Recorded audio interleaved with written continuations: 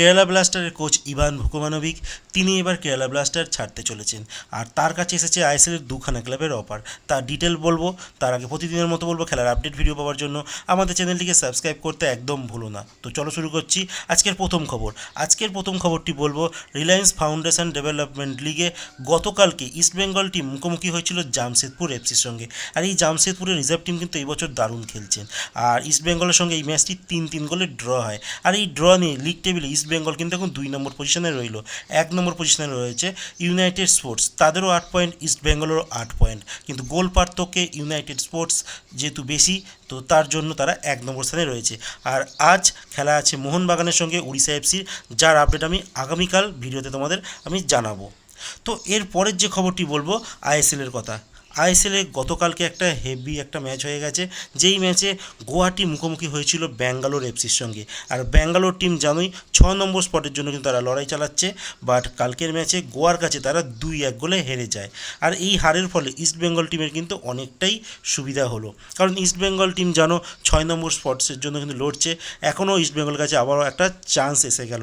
ইস্টবেঙ্গলের হাতে 3টি ম্যাচ আছে, যদি 3টি ম্যাচ তারা জিততে পারে, আর অন্যদিকে টিমের রেজাল্টের দিকেও তাকিয়ে থাকতে হবে, তারা যদি হেরে যায় তাহলে ইস্টবেঙ্গলের কাছেও কিন্তু 6 নম্বর জায়গাটা আসলেও আসতে পারে। বাট চাপ আছে, কারণ ইস্টবেঙ্গলকে কিন্তু 3টে ম্যাচ জিততে হবে। কারণ জানোই অন্য টিমরা যখন হারতে শুরু করে ইস্টবেঙ্গলও কিন্তু হারতে শুরু করে, আর সেই দিক থেকে ইস্টবেঙ্গলের উপর আশা অনেকটা কমই। তো এরপরে আমি তোমাদের যে আপডেটটি বলবো এএফসি কাপের সেকেন্ড লেগের খেলা গতকালকে হয়ে গেল ভারতের মাটিতে উড়িষ্যাতে, যেখানে উড়িষ্যা টিম মুখোমুখি হয়েছিল অস্ট্রেলিয়ার শক্তিশালী টিম সেন্ট্রাল কোস্ট মেরিনার, যারা এই লিগে এখন বর্তমানে লিগ টেবিলে 1 নম্বর স্থানে রয়েছে। কিন্তু কালকের ম্যাচটি 0-0 শেষ হয়, আর যেহেতু প্রথম ম্যাচ সেন্ট্রাল কোস্ট মেরিনার 4-0 জিতেছিল, তো তার জন্য তারা পরের রাউন্ডে চলে গেল। আর বলে রাখি, এই ম্যাচে উড়িষ্যা টিম গোলে কিন্তু একটাও শট নিতে পারেনি, কোনো অফ টার্গেট শটও পর্যন্ত নিতে পারেনি। মানে বুঝতেই পারছো উড়িষ্যা টিম কত জঘন্য করেছে, আর ভারতের সম্মানটা কতটা তারা ডুবিয়েছে। আর যে সার্জিও লোবেরা কোচ, তিনি কিছুদিন আগে ইস্টবেঙ্গলের উপরে অনেক রকম ব্লেম দিয়েছিলেন, বাট কালকে কিন্তু তার টিমের খেলা দেখে তার এই ব্লেমটা দেওয়া উচিত হয়নি যা মনে হলো। তো এরপরে তোমাদের যে আপডেটটি দেবো ভারতীয় জাতীয় ফুটবল টিমের কথা। ভারতীয় জাতীয় ফুটবল টিম ওয়ার্ল্ড কাপ কোয়ালিফায়ারে ম্যাচ খেলতে আভাতে, মানে সৌদি আরবের আভাতে চলে গেছে। আর বলে রাখি, কিছুদিন আগে এআইএফএফ থেকে অ্যানাউন্সমেন্ট করা হয়েছিল যে চ্যাটার্ড ফ্লাইট করে কিন্তু এই খেলোয়াড়দের নিয়ে যাওয়া হবে, বাট তা হয়নি।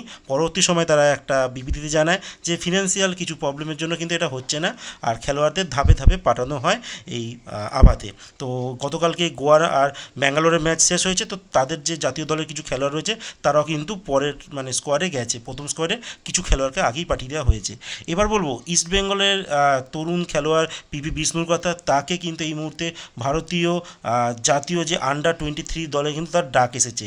শুধু পিপি বিষ্ণুই নয়, সঙ্গে এসছে প্রভসুমন গিলের কাছেও ডাক, আর মোহনবাগান থেকে অভিষেকের কাছে ডাক এসছে। তো আগামী দুখানা ম্যাচ রয়েছে মালয়েশিয়ার আন্ডার-23 টিমের সঙ্গে, ভারতীয় আন্ডার-23 যে সঙ্গে দুটো ম্যাচ, তো সেই ম্যাচের জন্য এই খেলোয়াড়দেরকে চয়ন করা হয়েছে।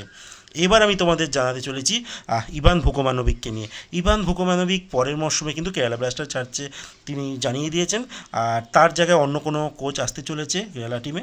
আর কেরালা টিমে একটা কথা তোমাদের আমি আপডেট দিয়ে দিই, কেরালা টিম কিন্তু মোহনবাগানে ব্র্যান্ডন হ্যামিলের সঙ্গে কথাবার্তা চালাচ্ছে, কারণ ব্র্যান্ডন হ্যামিল এই মুহূর্তে মোহনবাগান টিমে ফিট নয়, আর হাবাসের তার যে কম্বিনেশন রয়েছে তার সঙ্গে কিন্তু তিনি ফিট নন। তো তার জন্য হয়তো মোহনবাগান টিম হ্যামিলকে ছেড়ে দিতে পারে, আর হ্যামিলকে হয়তো পরবর্তী মরশুমে আমরা কেরালা টিমে দেখতে পারি।